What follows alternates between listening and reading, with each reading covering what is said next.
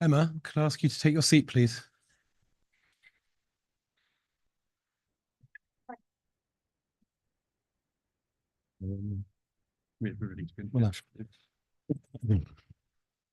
Good evening, everyone. I'd like to welcome members and officers to the Stands Committee meeting. I would particularly like to welcome our new reserve independent person, Wai Bing Hui. Before the meeting starts, I would like to invite the committee member and scrutiny officer to explain how proceedings will work. If a member wishes to speak, they should use the speak button located on the microphone unit. The microphone unit will light up green and the chair will be alerted to your wish to speak. When the chair invites you to speak, we will make your microphone live and it will turn red. When voting will be done via the yes, no, abstain button on your microphone unit. Details of how members voted will be shown on the screens around the room and on the live YouTube stream. If there is a tied vote, then the chair's vote will be the deciding vote. Are there any questions? I will hand over to the chair again then. Thank you. So apologies for absence. I have received apologies from Councillor Dominic Griffiths. I haven't received any other apologies. Are there any others? No, thank you. I have also received apologies from the reserve independent person, Patrick Hodson. Minutes of the meeting on the 21st of October 2024. I propose that we take as read and approve as a true record the minutes. Could I have a seconder, please? Thank you, Keith. Are there any comments? Okay, could we go to a vote then, please, Amy?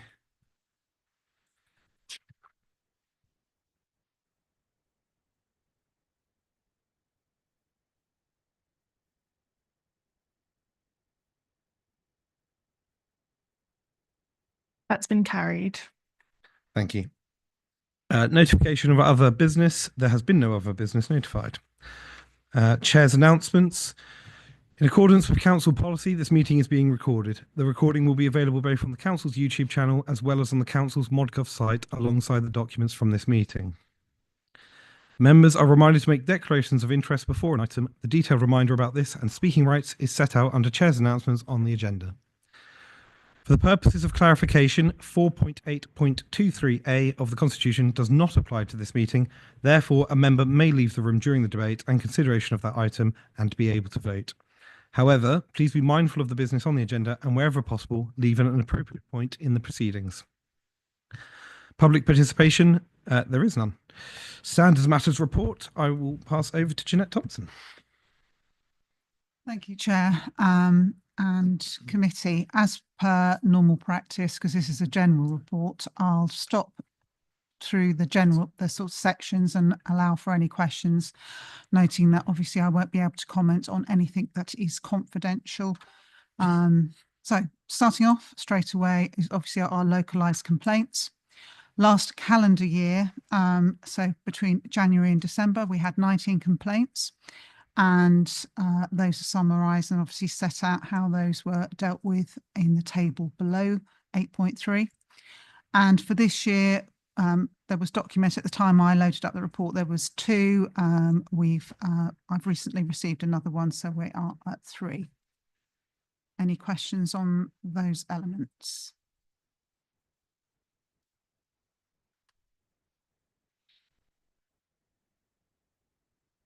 Yes. I've got a question on the standards report. Is this the right time to do it? Yes. Okay. Sorry, I was a bit late. The train was delayed. Sorry, to be clear, this is on this particular part of the standards report because we're going to go through in sections, Ruth. This is on 8.3. Yes. Under 18/2024, it says that no response has been received from the town clerk to date. I just wanted to know what further action can be taken to ensure that Royston Town councillors are clear that the procedures are being consistently applied. So this is a difficult one because it's the town council, it was sent to the mayor and to the clerk, and it was advisory, obviously a recommendation that this guidance was sent round. It was to the town council as opposed to an individual, so it's I am pretty limited I don't have remit to punish the council as such, obviously. I think I'm bringing it to your attention so that you're aware that I've made that recommendation with the independent person, and this is where we are. I am aware that there's obviously some staffing issues, as you are, so that might account for some of the problems that they're currently facing. Okay, yeah. Anything else?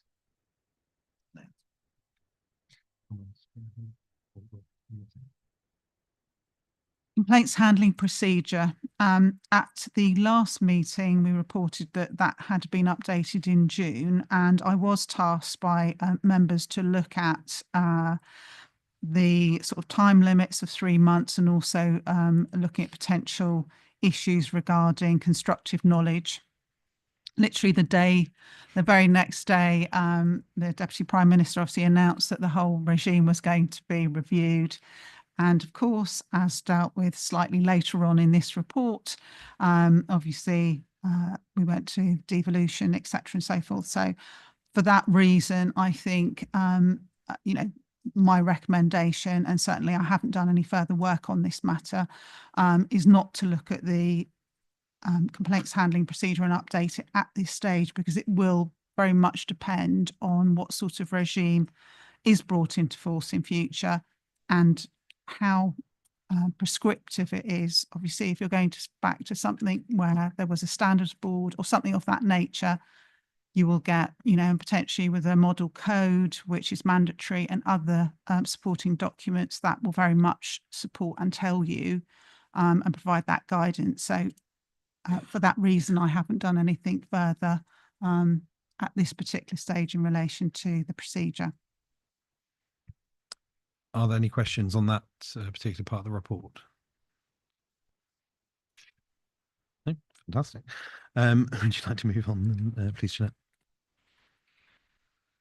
So the other thing is just obviously to update following the constitutional and governance review. And at the last meeting, you made some recommendations to the working party. That was taken on board, which was very fortuitous because, as I've just mentioned, obviously the very next day they were talking about making sure that standards committees were mandatory or potentially mandatory. So actually taking those away would have been, or basically merging them with other committees wouldn't necessarily have been going in the right direction under certainly the current proposals. So accordingly, the terms of reference have been updated to strengthen the remit of this committee, so that you will be looking at other governance documents as they arise, as may be appropriate. And you've got a report on the whistleblowing policy and procedures later on. So that's one of the issues. And no doubt we will see in terms of the evolving changes to the regime or new regime, what other documentation you might need to consider and make recommendations or adopt in future. Would anyone like to ask any questions on that? Okay.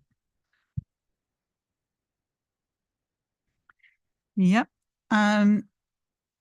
And on the national, obviously, side of things, standards matters, then as mentioned, in English devolution white paper was published in December, which amongst all the proposals relates to ethical standards matters as well as audit matters as well. So you'll see summarised under 8.10 the proposals that were set out in the white paper, and obviously there was then the subsequent consultation that was notified to members on the 18th of December. There's been various meetings across the various political groups and government groups, as well as the Committee on Standards and Public Life, which I attended with Nicholas. So we were invited to go along and put our views forward.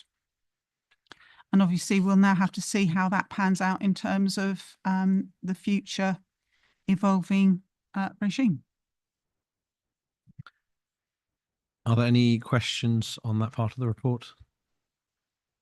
No? Okay. I hope there's some talk about it in the debate. That's it. Nicholas, did you have? Oh, thank you.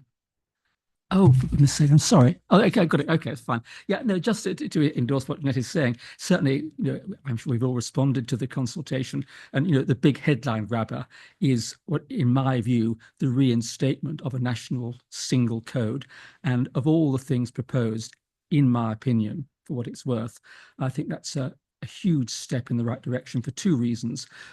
One, certainly from an IP or reserve IP's perspective, having to faff around trying to find which code applies to which council if a complaint comes in is just, seems to me slightly absurd. But the other more important consideration, in public confidence terms, you've got a single national code as we had from 2007 till it was abolished in 2011.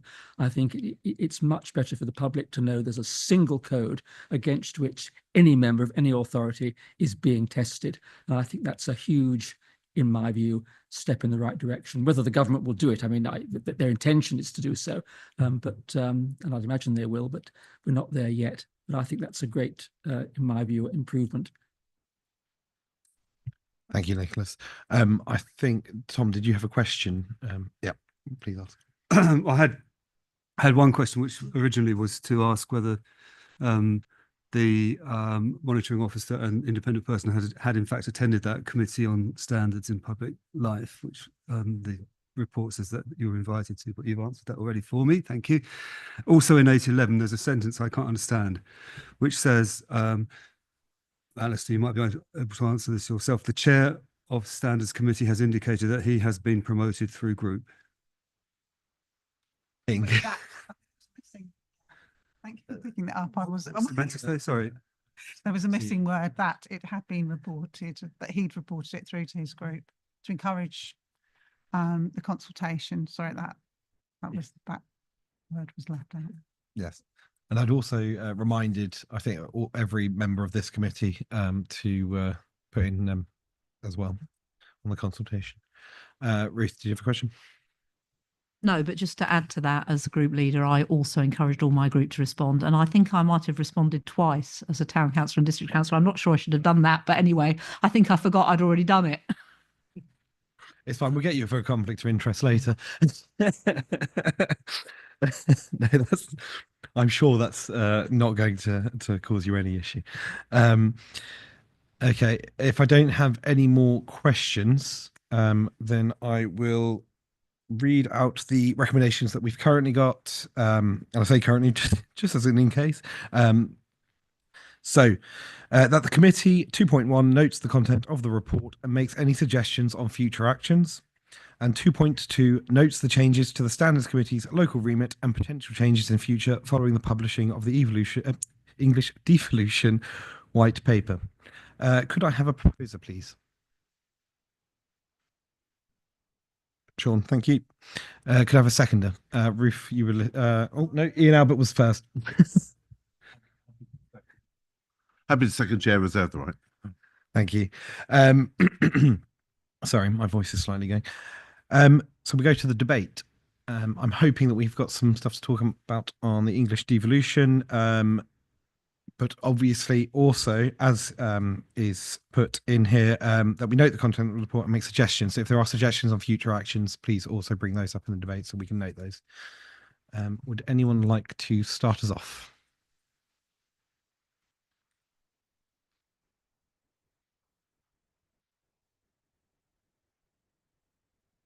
Councillor Dennis. Thank you. Possibly a very small and sort of potentially stupid suggestion, but obviously from a standards perspective, there's certain training that members are expected and indeed required to undertake as part of their role as a councillor.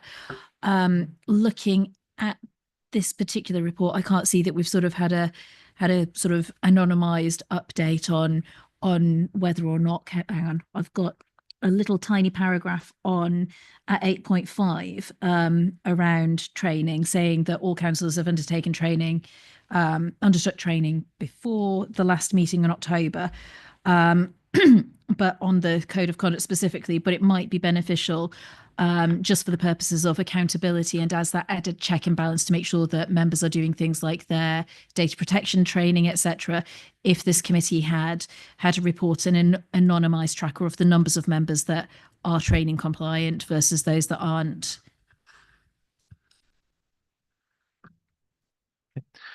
Councillor Bryant. Following on from what Councillor Dennis said, this has been discussed in recent months and we have had the figures and we have discussed the fact that not all councillors are compliant. If I may, I can produce those in writing for the committee, but I can't remember what they are off the top of my head. Yep, I think that would be quite helpful. I think particularly as we are covering, we're talking about standards. Actually, I think it's fair to say that if there are other bits of training that should be up to date, then we should have those numbers as well as numbers on the standards training in particular. I think that's a fair point. Do I have any more debate?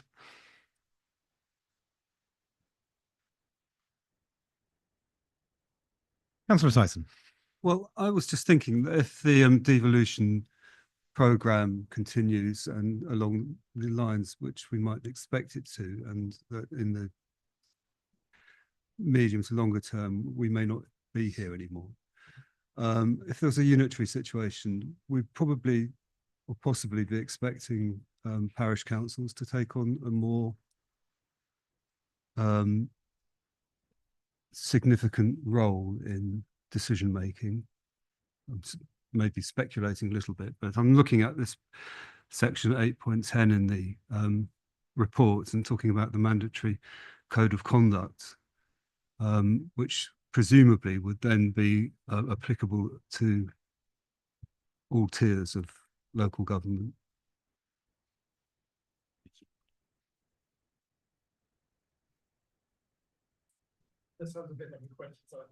I can get you an answer, I think. I think that's certainly the proposal, and there was a discussion at the Committee on Standards in Public Life about whether you have a basic code, whether you can amend it, whether you can add to it.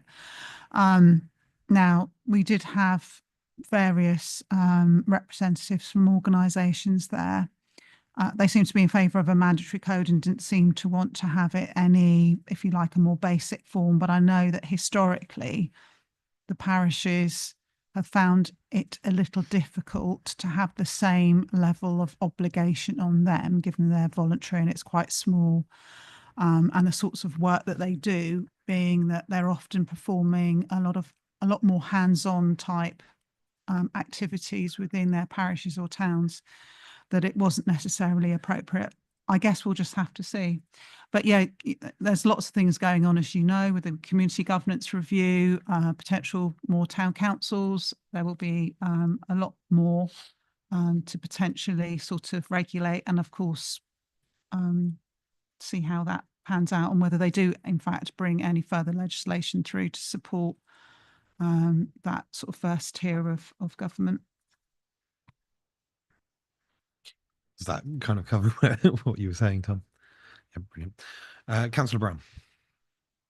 Just following on from the point about parishes, I think Councillor Tyson makes a very good point. As a Royston Town Councillor, I have always been required to do code of conduct training.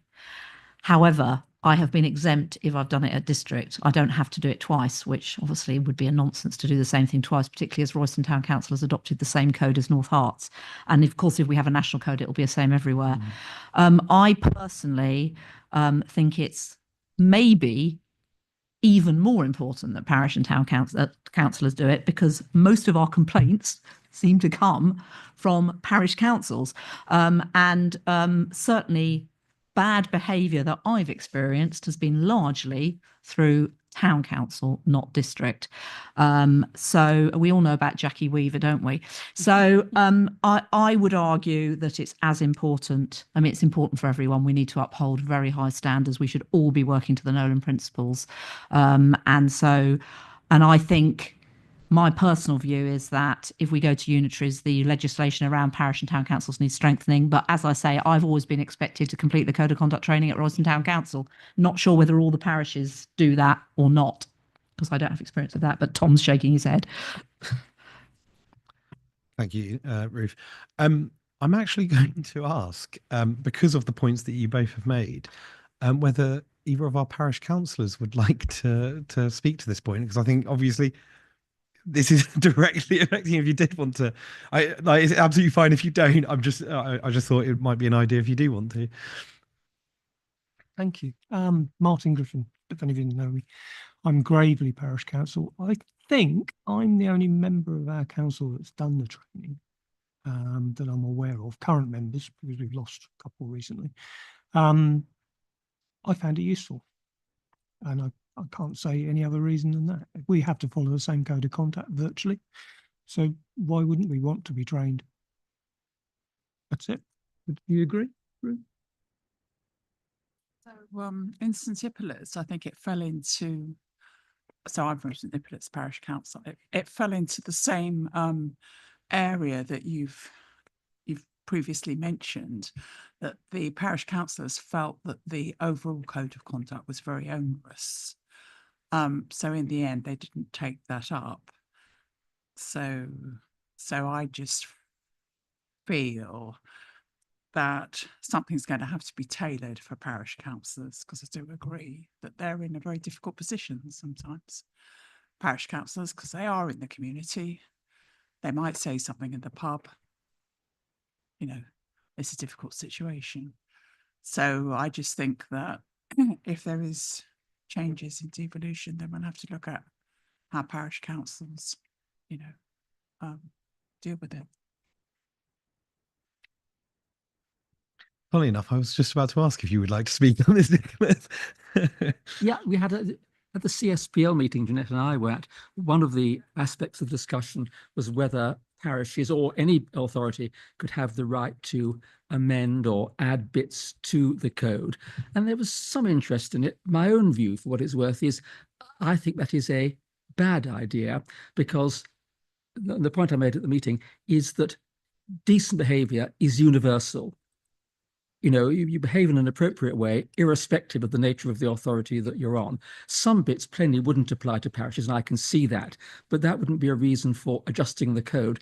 A standard national code, and this is all about public confidence, and I think having a common test of whether or not members have behaved in an appropriate way is a universal consideration that doesn't require any qualification, adjustment, or amendment. That, in my view, but you know, that's just one person's opinion. But yes, a single unamended code applicable right across every authority seems to me to be the appropriate way of going about things, in my view.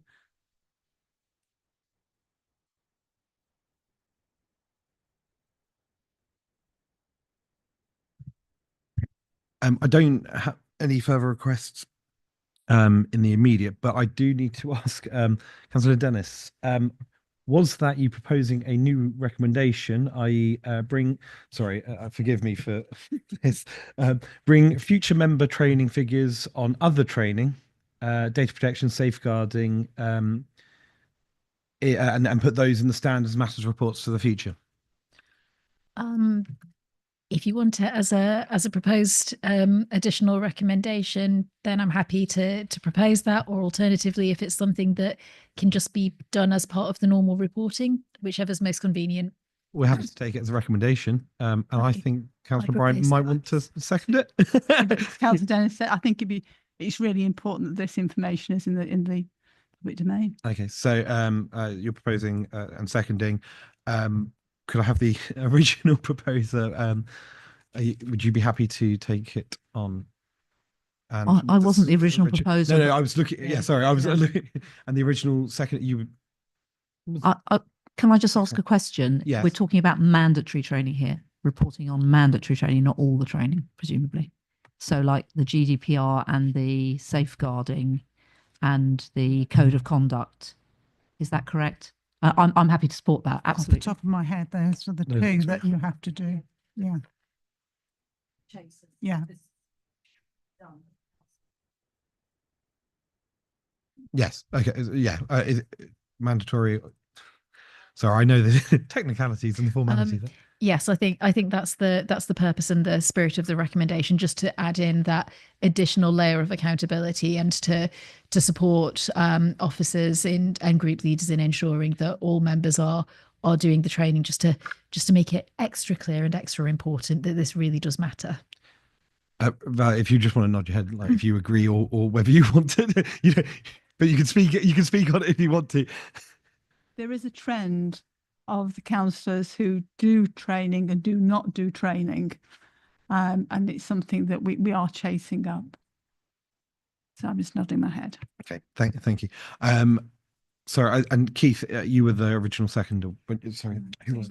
No, sure. Sorry, original proposer, but who was the second? Ian Albert. Sorry, it's because I was launching between all of you because you all kept putting your lights on. Sorry. Ian, are you happy with that recommendation being added? Sorry, apologies, everyone. Clearly been a bit of a long day, isn't it? Sorry, everyone. God, this is going to be my worst recording on here. I am going to very quickly ask, because we've had a bit of debate, but I'm going to give a second quick sweep. Are there suggestions on future actions specifically that anyone would like to add in the same way that Elizabeth and Val have? Or are we happy with the report with this additional recommendation and no other future actions for the time being? Fantastic. I'm just seeing a lot of nodding heads. I think we'll move on. So in which case, with that additional amendment, we can now move to the vote then, I believe.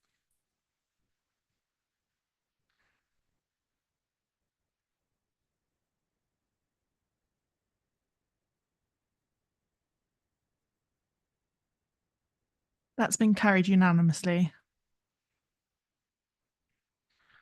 Thank you very much. Okay, in which case we will now move to the annual whistleblowing policy review and Jeanette Thompson to present the report. Thank you. Always at that time when the computer goes a bit funny, but anyway. So whistleblowing policy and sort of touch on the procedures in this report, bringing you this report this year because of your increased remit, as I mentioned. And we've had a whistleblowing policy for a number of years, although you're not legally required to have one. We do so. We have supporting documents, and in accordance with best practice, we have been reviewing it, but largely in the last couple of years, it's been administrative changes, largely based on that. And part of the reason for that is that the policy is based on, if you like, a pro forma that's provided by I'm going to call them our charitable partners, Protect. And they are a national organisation that deal with whistleblowing.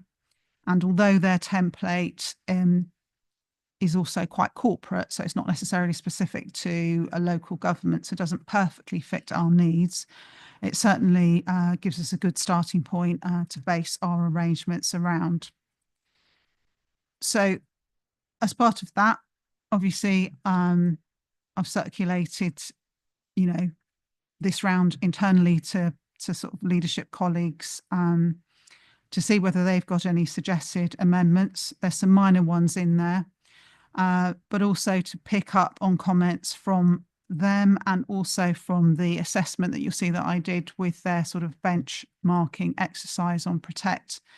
It was to include a few more, or to reiterate that staff and agency staff and contractors and members could, if they wanted to, report to external agencies. So there's various other amendments that are in the policy document that just have been included to reiterate that point.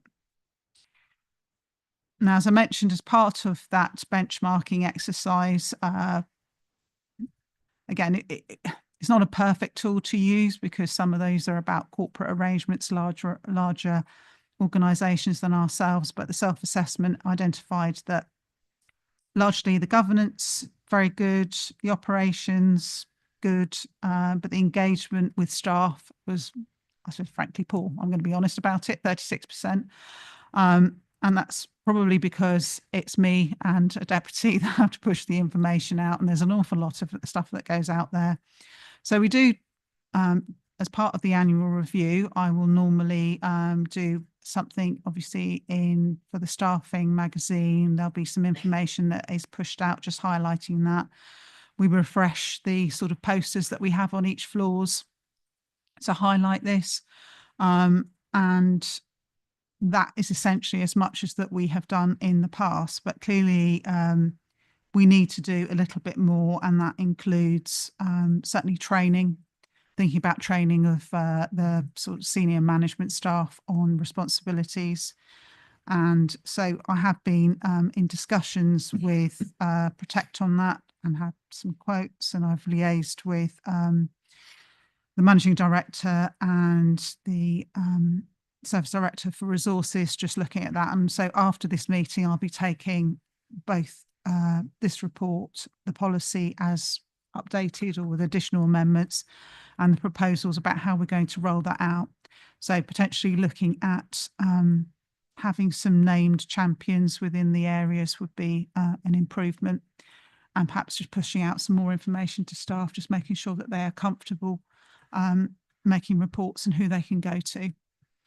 So hopefully that's covered off where we are. Just to confirm, we do have or have produced guidance to managers on how they can deal with these types of complaints. We have various forms.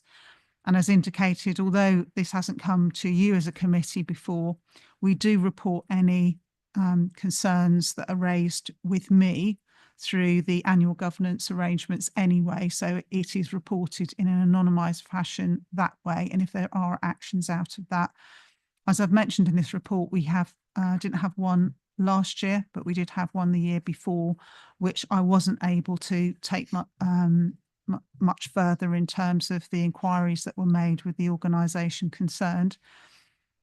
But as I say, you know, if this does come through, then we obviously go through the confidential reporting procedures where appropriate. Obviously, HR will be informed, or sometimes they will refer things to me. And we just make sure that there isn't any subsequent, or try to make sure there's no subsequent victimisation as a result. Hopefully that covers off the report, and I'm happy to try and pick up any questions, Chair. Thank you. Are there any questions for Jeanette on the whistleblowing report?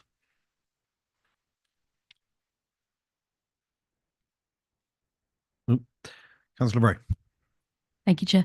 It was a quick question about that engagement number, because it is where it is. Is the suggestion that individuals didn't know where to go when they needed something, or is it just a general awareness? Is there a skew there? I think the questioning was around whether we had a team and how often we communicated with staff about the arrangements. And generally, I would, as a rule, just do it once a year. So that's a fair thing. We clearly do have the posters up. We have each year, as part of the review procedure, staff have to sign off a letter to say that they know X, Y, and Z. As part of that letter, there is a paragraph in there that explains what the whistleblowing policy is about. And assuming they read that 2-page letter, they will know we have a policy, and there's a link to that policy.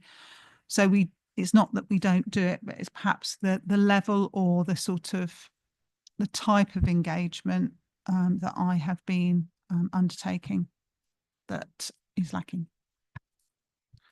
Thank you. Councillor Albert. And it's really just a question, just actually to follow on sort of Emma's question, really, in a sense. We've got a score around engagement, which I think is 36%. I take it that's on the low side rather than on the high side. I mean, depending on how you look at these things.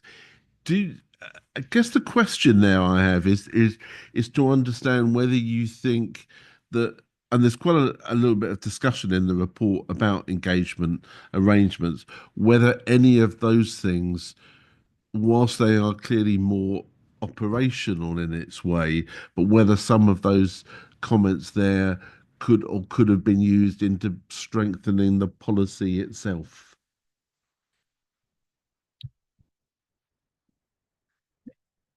Possibly, but I think the policy itself is about actually how we deal with those complaints, as opposed to are people aware of what's going on, is the procedure, who they can go to, and perhaps the newsletters. I suppose for me, or for anyone that follows me, it's possible that we do more on the hub, you know, like an update, the same sort of information that we get out on the scandals that come out, and how it costs us so much money nationally when there are whistleblowing problems. I mean, there are things that come out. I'm just conscious that there's often a lot of things that get pushed out to staff and they probably might not read them. So, you know, there's definitely tools that can be used which aren't, I think, specifically about this policy, other than, as I mentioned, that I try to pick up, that they can report to other parties, discuss, raise issues if they're not comfortable coming internally. Yep, absolutely. I mean, I guess the question that we had, which again, it might be more operational than policy, that one of the proposals or suggestions was about, which I think is a good one, about implementing a network of individuals or visible to staff. Clearly, obviously, you've responded about more work being undertaken, etc. But that does seem to me in the major bits of amendment of the policy, really, when you look through it, are about where you might raise a concern with the anti-fraud service and et cetera. I do wonder whether we should be trying to set up that network of individuals. That's assuming we can have get the volunteers. That's up to you, because it will be volunteers. But then that would then, if you had then that network of individuals, then you potentially then could add that to the policy as a place that staff could raise a concern or ask a question about. But it does seem to me having that network is, I think, is a good one, and certainly in other areas that I've experienced in sort of cross government and so on, having that kind of network, I think has proved very useful in these sorts of areas. Yeah, I'm hoping to have that conversation with the leadership at the next business meeting. I've certainly raised that and made that suggestion that certainly some of the training packages are quite specific about they'll only do 20 people for that particular level, and that bespoke will be quite a lot more expensive.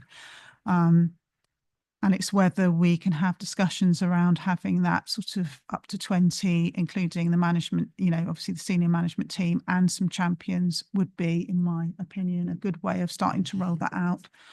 I mean, obviously, if I need to amend the policy in the interim, we can either add something to this recommendation, or equally, I've got some delegations that I can utilise and do that in consultation with the chair in any event in between now and when we review it again. I think when we come to the debate, we'll see if Councillor Albert wants to put that forward as an amendment to the recommendations, or whether he's happy with delegations. But for now, I'm going to Councillor Bryant. Could I ask, is the whistleblowing policy part of the induction of new staff? It's a good question. I don't think that we do something specific on that. I mean, we do mention it as part of safeguarding training, because we have to have it as part of that. As I say, it will certainly be the first document that they will have to sign off in July of whatever year follows. I'd have to check with HR whether they specifically address that. Might be something that we want to recommend to take forward if it isn't. Nicholas. Thank you. Yeah, just a small observation. When the fact it's come to this committee, I think is a hugely important and valuable move, given your revamped terms of reference. Here's an opportunity it seemed to me for you as a committee and you through the chair really to promote the importance that the council attaches to this facility, and we are underpinned by the committee which oversees how things are done in an appropriate ethical way. So I think it's all very positive and an opportunity for this committee to really do something to big it up and promote it. So it's all positive. Couldn't agree more, Nicholas. Thank you. Councillor Pooplissingham. Thanks, Chair. So I'm just looking at page 30 of the reports, and it's the part on the anonymous elements. And the way that's worded, although we want people to feel like they can make use of the whistleblowing policy, this seems to dissuade them unless they put their names to it quite explicitly, actually. And I wonder if that's the right way to be going about this, considering all the other considerations around being a whistleblower to start with. If you then kind of create the impression that you must put your name on it, otherwise we're not going to take it seriously, which seems to be the way that part is worded. And I appreciate the points about transparency, and then you want to ensure people feel protected and comfortable, but the nature of it is people will not feel protected and comfortable, and then saying explicitly we're not going to take this forward unless you put your name to it seems counterproductive.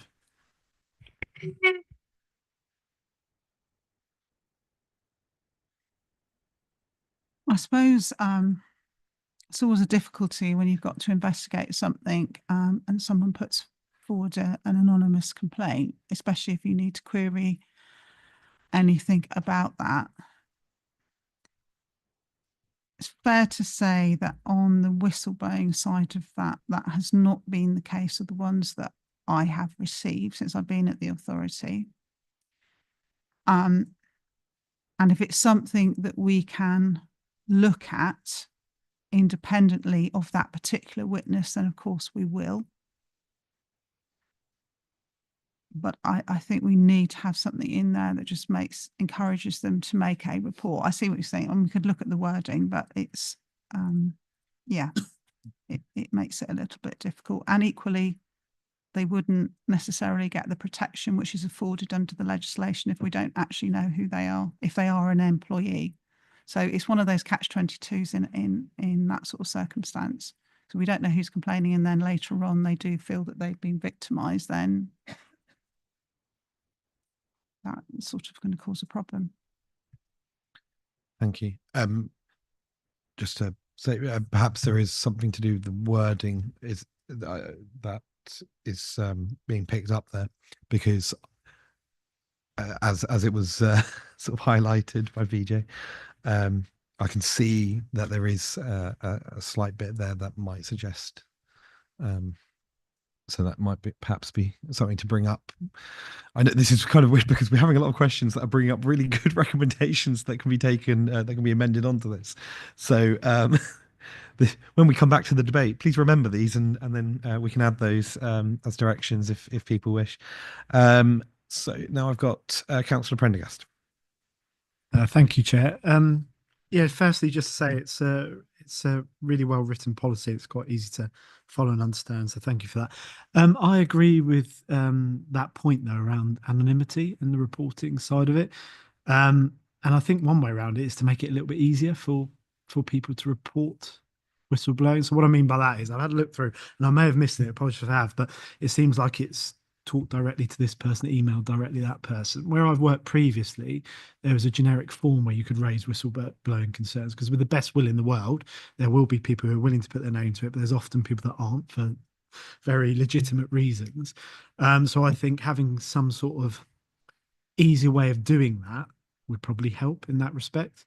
But I'm not sure it's entirely accurate as well that an anonymous allegation couldn't be investigated. You can certainly look at issues that may be that may arise through that. So I do think there should be some better way at looking at how we can encourage people to report it through an easier method rather than putting their name to something.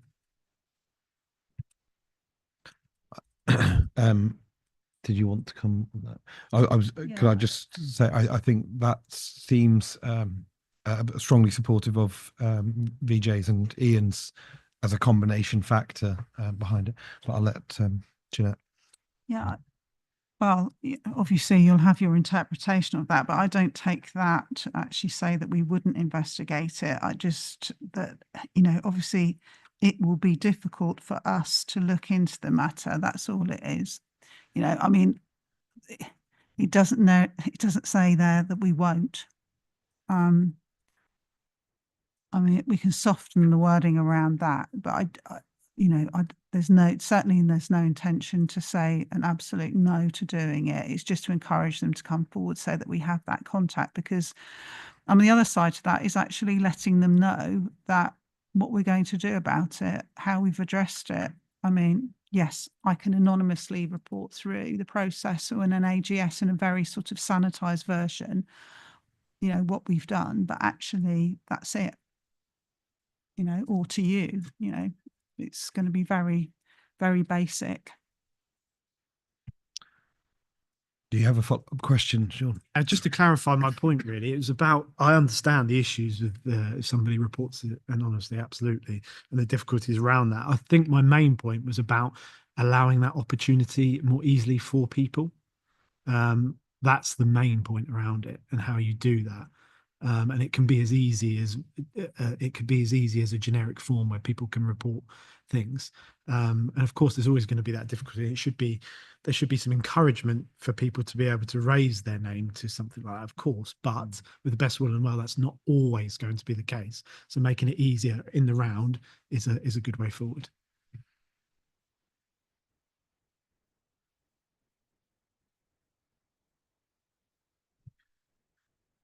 I think definitely something that Jeanette can pick up with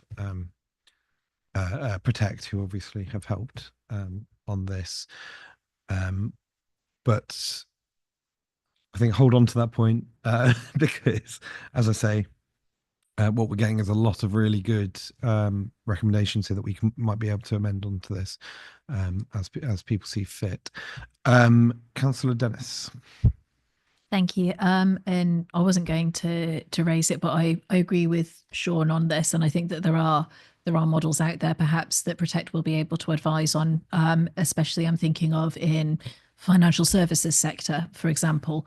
I'm certain that there are FCA operated whistleblowing policies that enable anonymous reporting in that space. So that might be of assistance to us. The question that I had, though, was around the role of members in this space, because as the policy says, members are not workers in the whistleblowing sense, but are nonetheless encouraged to utilise the reporting systems if they have relevant concerns. So I think it's probably unfair of me to ask an officer what they know about member awareness of the whistleblowing policy. But how much awareness do you think there is of this policy across the member population? And is there more that could be done for members to play their role within this process? Yeah, well, obviously, I suppose the communication side is the basic one. I do put things out in MIS, but we all know that it's only as good as members reading it. So, yeah, unlike staff, I don't expect them to sign off a form every year and say that they're aware of it. So it's obviously an important question. And I think, as I mentioned in the report, obviously there will be, although it is the protections that are afforded under the legislation are strictly speaking employee based, there's certainly, as part of the review that was started under the previous government, I know it's stalled at the moment, there's certainly different things that will come through in terms of the wider protection and that wider importance. So put simply, I could probably do more, but whether it'll necessarily go for global awareness is another matter. Okay, thank you. Councillor Tyson. Thanks. I just wanted to go back to the anonymity question. And I take Jeanette's point about how the process might be made more difficult if someone did want to report anonymously. If someone makes a complaint and gives their identity, is their identity protected thereafter or revealed? Or, I mean, are they effectively anonymous as far as the people outside the process are concerned? And if so, is there a point at this stage of the report, the policy that could remind them of that. I suppose the only thing we can't guarantee about that is whether when or if we involve the police. So obviously that would be down to them, and I think that covers that off. Some of them don't want to be anonymous. Some of them are quite happy about that, but obviously I would keep that information within a folder that I have as monitoring officer about that. And it would only be disclosed with their permission. You need your, yeah, there you go. Thank you. Is that a reassurance that could be included in the policy here at this point? Because I take Sean's point that there shouldn't be any sort of impediment or disincentive to people from who may wish to make a complaint, but at the same time, I understand it might be difficult if they wanted to be completely anonymous. Okay.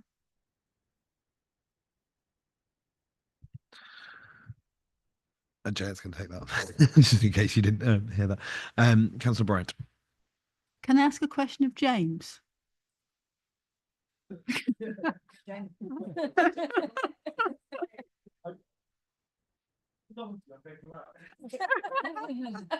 In the really useful pack you put out in May and June for induction, was whistleblowing actually, was it part of it?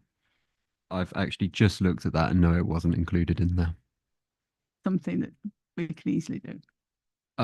Yeah, I hadn't planned on doing any because we don't have an induction this year. Obviously, that was an induction pack. Yeah, I mean, we can look at what we share with members, absolutely, and whether we, yeah, I'm having discussions about Grow Zone anyway separately. So yeah, whether we can just have a standing thing on there that can be uploaded the policy to there, so all councillor trainings in one place. But yeah, for future induction, I guess yeah, we can include it in the pack. I'm just going to, just as a nodding heads thing, just before I come to the next request to speak, request a question. Would members find it helpful if this was, once it's possibly amended, would you find it useful if it was sent out to you, the whistleblowing policy, so that you could have a look through it, or if there's any training that you might optionally choose to do, because we can't force you to do it. I just would like a nod of heads, whether you would, or or a shrug. A shrug will do if you're not sure, or completely immobile like a statue. Why not? No strong feeling about it whatsoever. All right, brilliant. No direction whatsoever on that. Actually, I got shrugs, and that's a relative positive response. I'm going to go to Nicholas next, please. I'm interested. I'm looking at page, where is it? Sorry, it's down here. Oh, the one with oh, sorry, I'm scrolling. Shall I come back to you in just a moment? Concerns expressed anonymously. Yeah, I just like, is there a balance to be struck between rightly not wanting to discourage people from blowing whistles, but equally just to have in mind that it wouldn't be impossible for somebody to whistle blow for malicious reasons. And you've got to strike a balance, or have you got to strike a balance between enabling and encouraging legitimate complaints, but also having a little bit of a safeguard to test complaints against people doing it for the wrong reasons. And whether that could be accommodated in the list of grounds, seriousness and credibility and so on, by just, I haven't thought of the words completely, something for someone to set out the grounds for wanting to remain anonymous. That isn't covered here. Just to make somebody explain why they wouldn't want to reveal who they are, just as another test. Just occurred to me. I think it's a great point that you really well dressed up as a question there. Great recipient. Great question. Can I assume that you don't want an answer back for that question? Okay, thank you. Councillor Dennis. Sorry, I should have just turned this off. It was a response to the question that you asked before, but I think it's more appropriate to raise it during the debate phase, unless you want an answer to your question now. I'll raise it in debate. Okay. Are there any more questions? Or maybe even points that you might want to dress up as a question? Who knows? Okay. In which case, right. The current recommendations, because it sounds like we've got some amendments to consider, that the committee 2.1 considers and notes the annual report together with the actions proposed post benchmarking, and 2.2 to approve the whistleblowing policy appendix 1 as amended. Now, I know obviously there are some amendments, but I do need a proposer for the current form that it currently has. Could I have one, please? Ruth, are you proposing? Yeah, I'm happy to propose. Reserve my right to speak. Thank you. And could I have a seconder, please? Brilliant. And you sat next to each other, so I can't mess it up like last time. Thank you, Keith. In which case, we now come to the debate. So I know that there were some recommendations put forward. I will allow you to bring those forward of your own volition rather than calling on you. Councillor Dennis. Yay, thank you. So going back to the point about member awareness, obviously mindful that more likely than not, this council in its current form isn't going to have a future induction. Linking back to the point about training and the sorry everyone, but going back to that point about training that we had on the previous item and thinking about effective ways of communicating, given that whistleblowing kind of has a little bit of interaction with the code of conduct as well, would it perhaps make sense for us as part of our mandatory code of conduct training that we all undertake, and any updates to that, to have a small segment on the whistleblowing policy, which then makes sure that all members are aware and it is drawn to their attention in that space?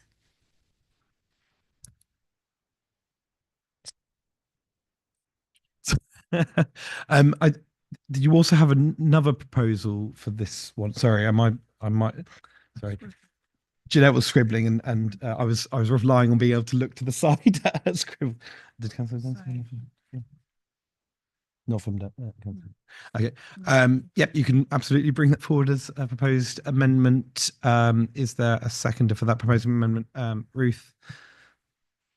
I think that's a very sensible suggestion, and I'm very happy to second it and reserve my right to speak. Okay. Because you were also the proposer for the substantive, you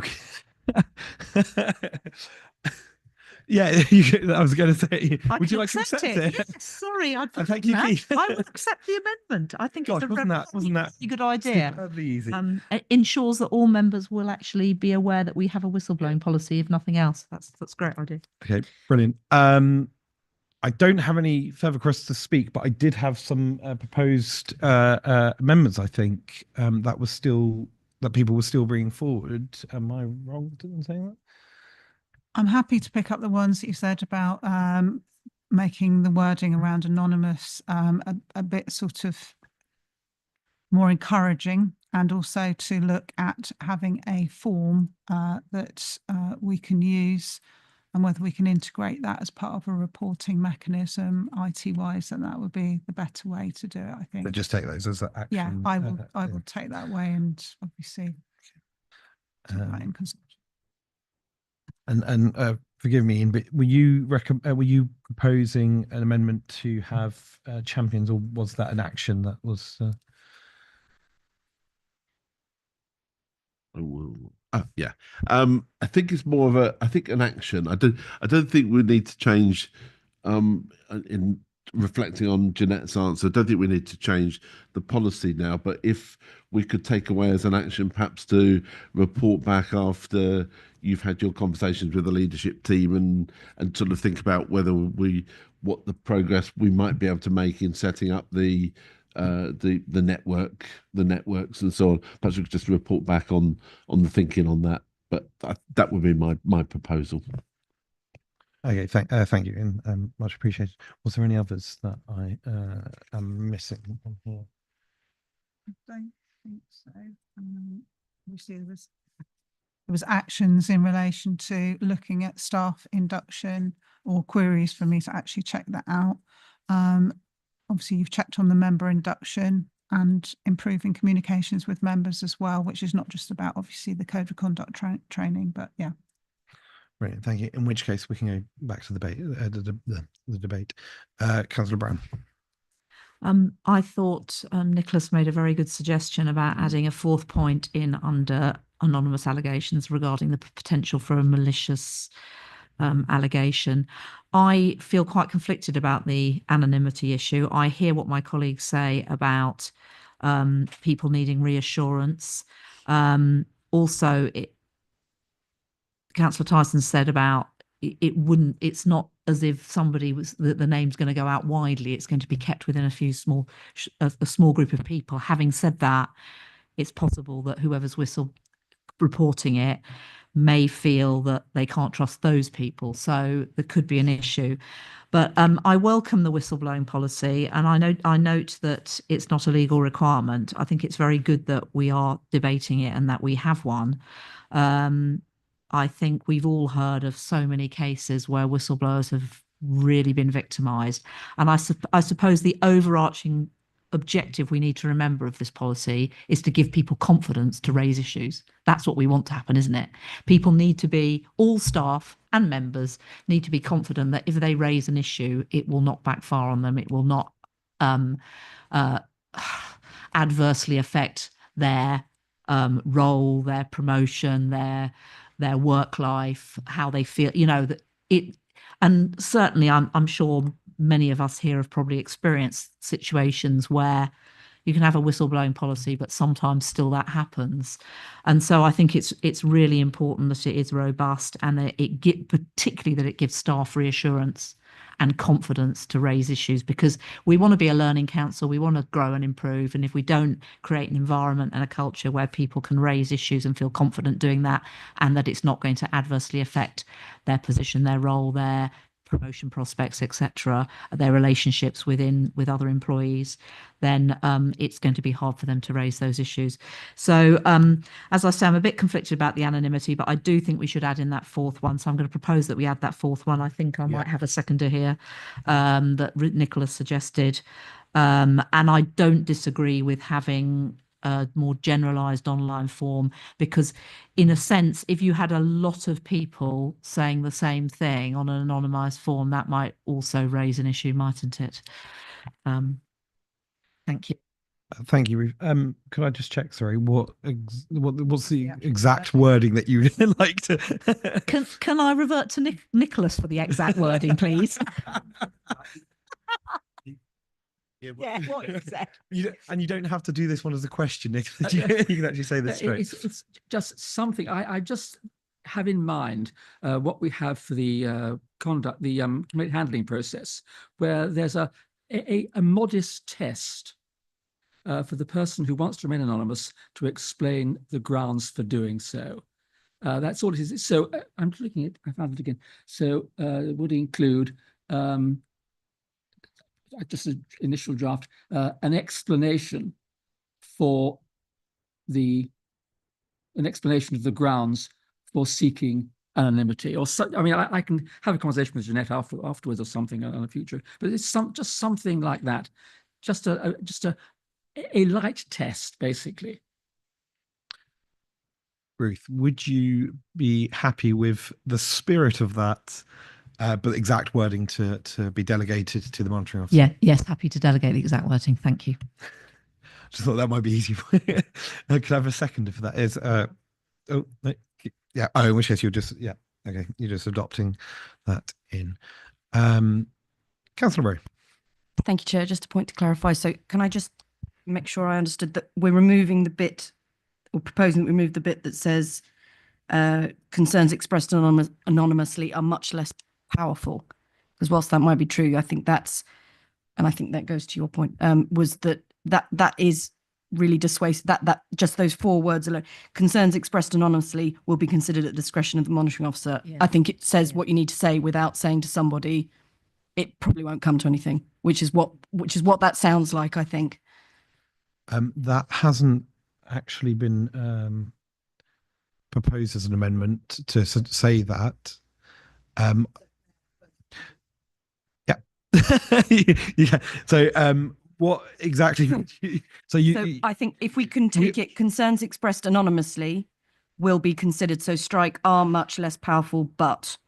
So it would just say concerns expressed anonymously will be considered at the discretion of monitoring officer. And then following on the four points that we've agreed on. Yeah. Okay, yeah, absolutely. Do I have a second for that? Vijay, thank you. And then actually I'm just going to go over to Reuben. Keith, happy to accept and happy to accept. Okay, in which case, again, we'll adopt those into the substantive. Then Vijay, did you want to speak on a separate aspect? Councillor People-Athene. Thanks, Chair. Just going back to that fourth proposed, the addition to that, just to be clear and be careful that, I know the wording test, it probably won't come out as test, but we're not making default that if you are making use of this whistleblowing policy, you are doing it with your name attached, and you have to then prove to us that we should keep it anonymous. Because again, this goes back to, do you want people to use this policy or not? Do you want them to feel comfortable to make use of the policy or not? And the way it's going now, it's the latter, I feel. I mean, we try to encourage staff to raise in the first instance with their manager, so it's going to make it a little bit difficult to do that if they don't, and obviously if they don't feel comfortable doing that, there's me or there's SAFs or there's externals to do it with. So we'd have to change the whole thrust of that and saying you wouldn't be, because obviously if you're going to tell your manager something, then they're going to know who you are.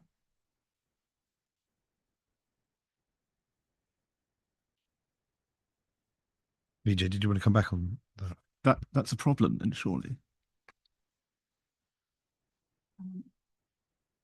Well, as I mentioned, I tried to our policy is based on the Protect version, and I've tried to do it in that spirit of their pro forma, but I'd have to cross check to see whether they actually discourage you from trying to report it internally for people to know who you are.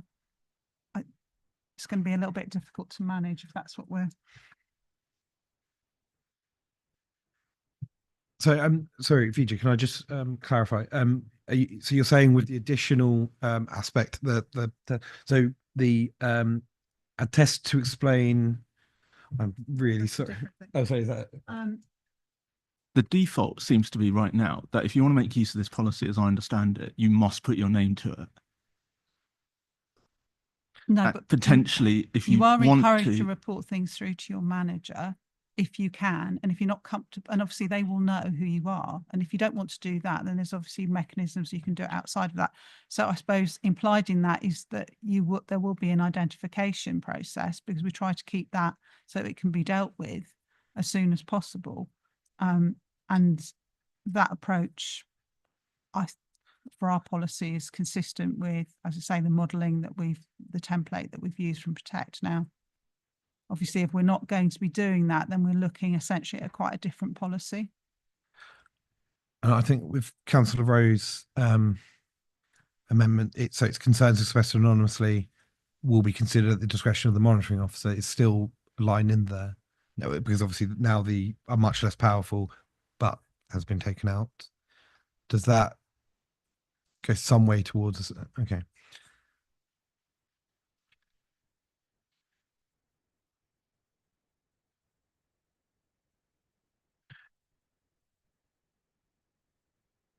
Do you want to consider something that you might want to suggest as a change there while I go to Councillor the point was that that additional recommendation to add that fourth element coming from the independent member is that if you want to be anonymous, you must prove or give us reasons why we would keep it anonymous, right? So if you're reading this policy as an employee considering to make use of a whistleblowing policy, and then you come to this anonymous section, bearing in mind that there is going to be a modification, it's still saying, well, we want you to be open. We want you to put your name to it.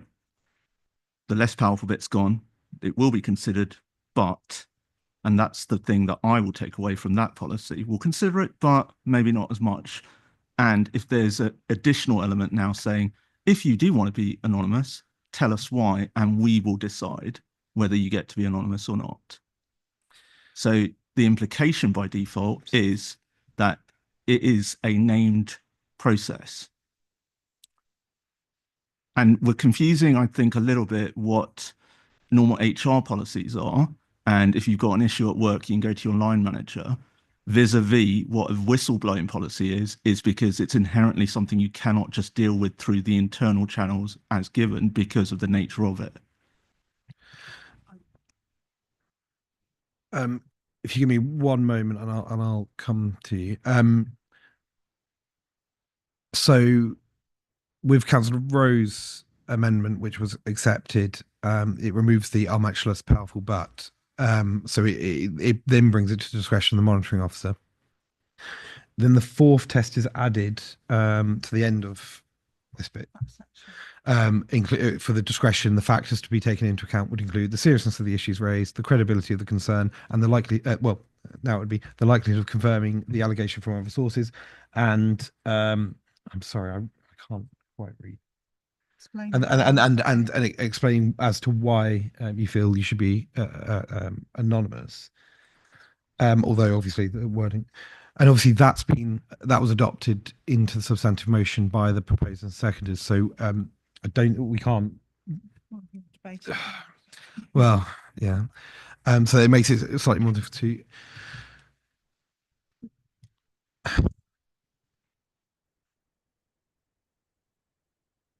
So I think it could be, I mean, that because what was agreed is the spirit of that, but not those exact words, would be included as the fourth factor.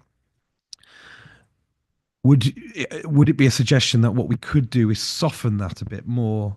So when we're talking about it, we're really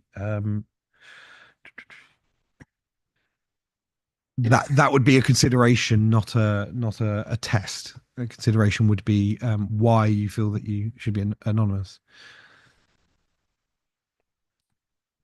Is that something that you might accept? I would need to obviously talk to the We're not saying it wouldn't be considered if you wish to remain anonymous. If you didn't want to give the reasons that you wanted it to remain anonymous, it's not saying that still wouldn't be considered. It would be ruled out. We're just saying it would help understand perhaps the whole raison d'etre for the complaint in the first place.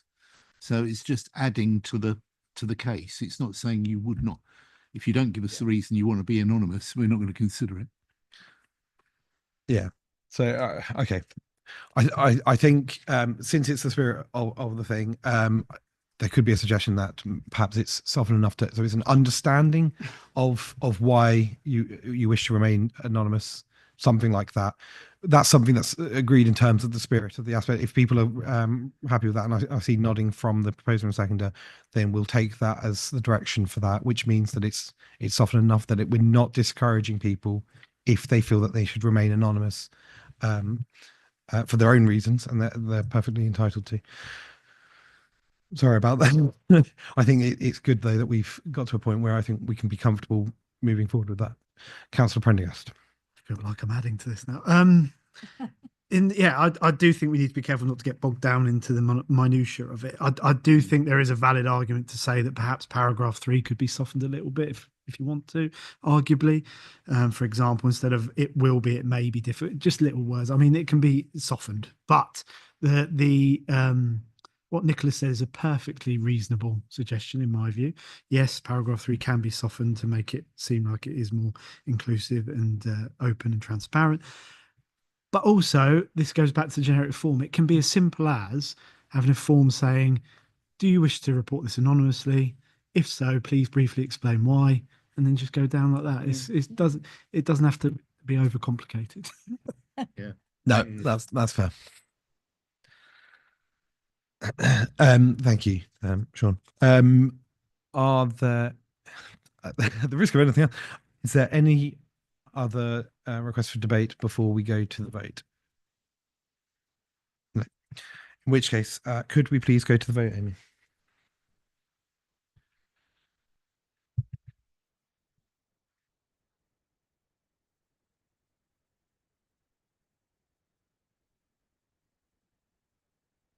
That's been carried. Thank you very much. And thanks for some excellent contributions from across the chamber? I'm now going to say the meeting is closed, and we'll see you next civic year for the next standards meeting. Thank you very much, everyone.